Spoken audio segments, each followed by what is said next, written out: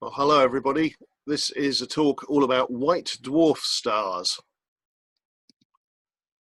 But first, let's look at an ordinary star. The ordinary stars, what we call the main sequence stars, are those that carry out the conversion by nuclear fusion of hydrogen to helium in their cores. When they make that fusion happen, due to the pressure and the temperature in the center, it releases energy, and that resists the pull of gravity inwards. And so they act like giant pressure cookers, sitting in balance, usually for very long periods of time, with the force of gravity pushing inwards and the heat and pressure trying to get out, resisting that, keeping them more or less in balance. Now, that nuclear fusion process is relatively easy to understand. In the pressure cooker-like conditions in the middle of stars, the gas has all been stripped of its electrons, and so you just have electrons and the nuclei of the atoms all whizzing around in what's called a plasma. And the nuclei of hydrogen are just these little red particles that we've drawn on the diagram here, protons, positively charged. Now, normally, two protons, both being positively charged, would repel each other and not get close enough to stick together. But due to the high pressure and temperature inside the core of a star, they can get rammed together, and two of them will combine, give out a flash of energy, a gamma ray, and a little grey particle there, the positron, carries away one of the positive charges. That leaves us with a proton and a neutron. One of the protons has been converted to a neutron in the process. And that's the nucleus now of heavy hydrogen, or deuterium. We also call it deuterium. You can repeat the step, take deuterium and add another proton to it, get some more energy released, and make a 3-particle nucleus of helium-3. And if you do that twice, you can smash the two helium-3s together and create a helium-4 nucleus at the bottom there with 4 particles, 2 protons and 2 neutrons, and you get 2 protons back out. So if you do the accounting, you put 6 protons in and get 2 out, so 4 are consumed, and you end up with 1 4-particle of helium at the bottom there. That's going on right in the center of the cores of stars. Now, if your star is quite small, up to about half the mass of the sun, then the core sits there doing fusion, and because of the heat rising out away from it, all of the material of the star gradually gets churned through the core. They very effectively mix, and it will manage to convert almost all of its hydrogen into helium during its very long lifetime. Eventually, it'll be a ball of helium, and then it's stuck. It can't release any more energy, and so they shrink down. Gravity wins the battle, and you end up with a helium white dwarf star. For stars like the Sun, there's an intermediate step. As they begin to run out of fuel in the middle, they undergo a bit of a reorganization and swell up into a red giant star, a much larger size. And the inner core shrinks right down. It's got all the helium in it, the inert helium that's of no use for the fusion process. Excuse me. And surrounding that, you get a shell of hydrogen. And that is triggered into carrying out fusion in this outer shell. And essentially, it burns its way out through the star, consuming a lot more of the hydrogen. But the outward pressure of that burning hydrogen shell is what drives the rest of the star to swell up and become a red giant. Now, if the star is even larger, in the range 1 to 8 times the mass of the sun, then you can go through the next stage, and the helium can get hot enough in that central core at around 100 million degrees for helium to combine and form carbon, and then for carbon and helium to combine to make oxygen. So you get two new elements building up in the core, C and O. Really massive stars, 8 to 10.5 times the mass of the sun, can even start to convert the carbon on into other elements like neon, sodium and magnesium, building them up into the center. But each stage in this ladder of fusion requires higher pressures and higher temperatures, more massive stars therefore to trigger it, and it's often less efficient than the step before, releasing less energy, so each stage doesn't last as long. When the red giants have swelled up, they tend to lose their grip of gravity on their outer layers, and so they tend to lose quite a lot of mass, getting thrown off out away from the star. And that shrinkage of mass reduces their own gravity, and so eventually the star can't carry on doing nuclear fusion anymore. And what happens is the outer layers get blown away as what's called a planetary nebula, and you expose the nuclear core in the center, and that's the White Dwarf Star shown glowing right in the center of that marvelous picture there.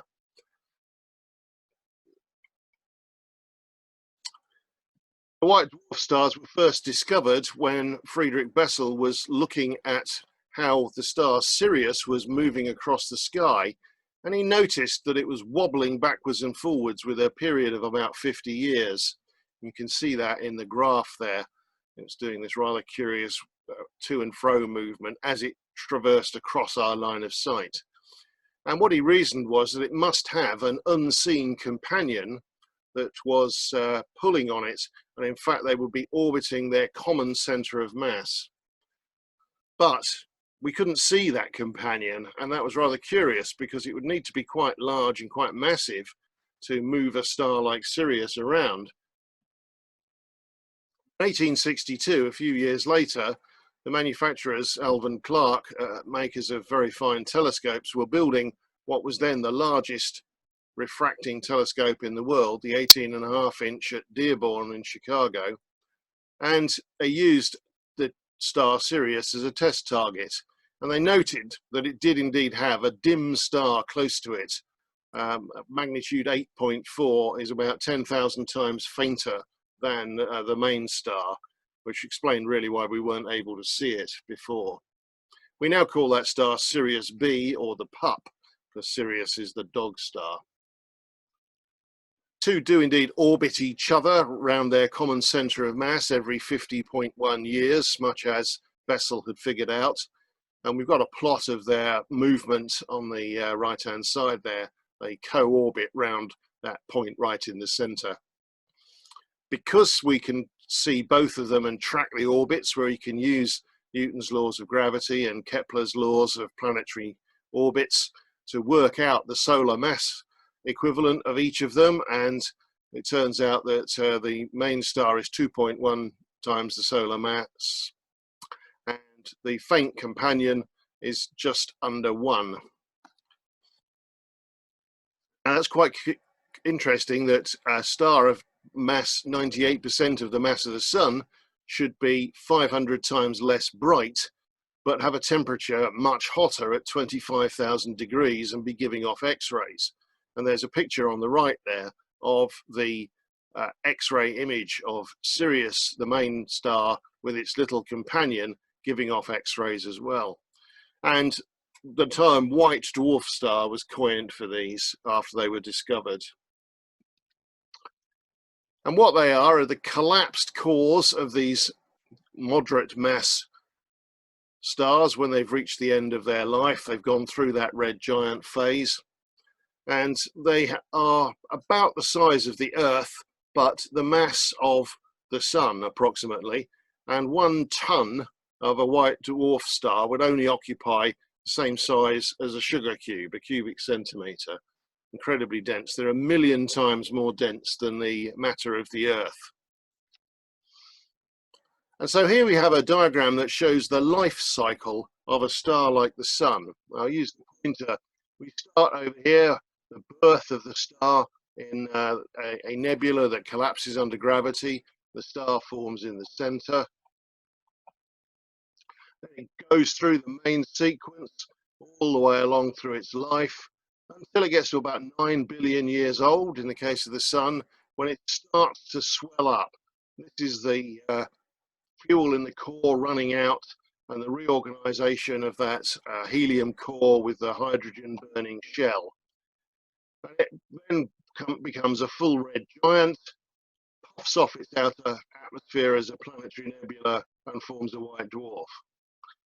Now you can also visualize that on the Hertzsprung-Russell diagram, this diagram at the bottom here, which shows all different types of stars laid out according to temperature and brightness. So you've got the dim little low mass red dwarfs down here, the Sun in the middle as a yellow dwarf, and the blue stars, the hot ones that are really massive up here. And when the Sun runs out of fuel, it moves over this way, becoming cooler and larger as it expands, becomes a subgiant, burning that hydrogen shell over a helium core, and then it can become a red giant, and the color suddenly then changes back to yellow here when it starts burning helium in the middle of the core, and then it turns into a double shell burning star with a helium shell and a hydrogen shell over an inner carbon oxygen core, and then the whole thing is done with, and it blows off the outer layers of the planetary nebula and leaves that carbon oxygen core behind, which ends up down here on the diagram as a white dwarf. So it's a simple process, and the same sort of track occurs for most of these stars. They will leave the main sequence, this band across the middle here, turn right, and go through one or more of the giant star phases before coming back down to being a white dwarf, up to a certain limit of about 8 solar masses. These are typical looking planetary nebulae. They've all got the white dwarf star sat in the middle there, and you can see the outflow of gas from them is often thrown off along the spin axis of the star, and our view of it depends whether we're looking down the axis. This one here, we're looking at this, the ring nebula, down the spin axis, whereas the butterfly nebula over here, we're looking at it very much from the side. Here, in this case here, we're looking slightly side on at an angle, so you can see what's going on. Now, as I said, the different masses of the stars in the first place makes a difference to the outcome, and between 0 and 10.5 solar masses, you can get different types of white dwarfs out. The very smallest stars just burn hydrogen to helium and form a helium white dwarf on the right hand side there. Yellow stars like the Sun go through and produce helium and then go on to produce carbon and oxygen, and so you get a carbon oxygen white dwarf, and these are by far the most common.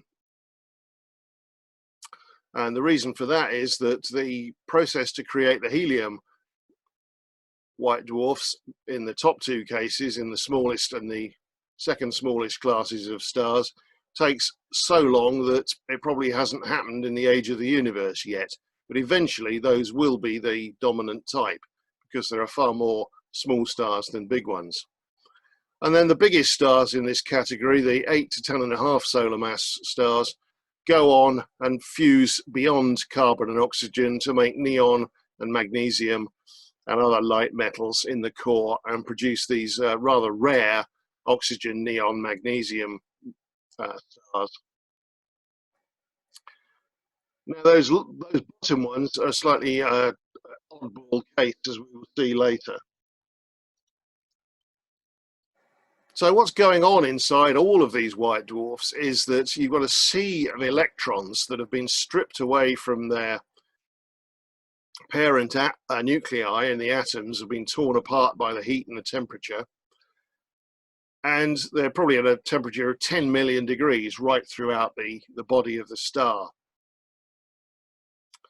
They have an outer layer surrounding that as that's against the cold of outer space, of course.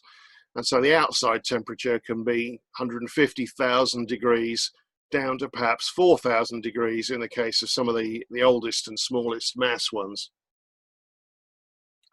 But their surface gravity of having this amount of mass compressed into such a small space creates a shift in the spectrum. The light has to climb a hill to get away from these stars, get away from their intense gravity. And that shifts the spectral lines, creates a gravitational redshift. You can see that in the spectrum at the bottom. And that allows us to weigh the stars, work out how much mass they are, even if they're on their own and don't have a companion. So that's another good way of figuring that out. So why don't they collapse to nothing if the gravity is pulling in so strongly, yet there's no source of energy to resist it, no nuclear fusion going on? What's stopping them from collapsing? Well, it's all about electrons in boxes. This is a little bit of quantum mechanics. Electrons are very antisocial beasts, and they don't like to have more than one of them put in any quantum-sized box.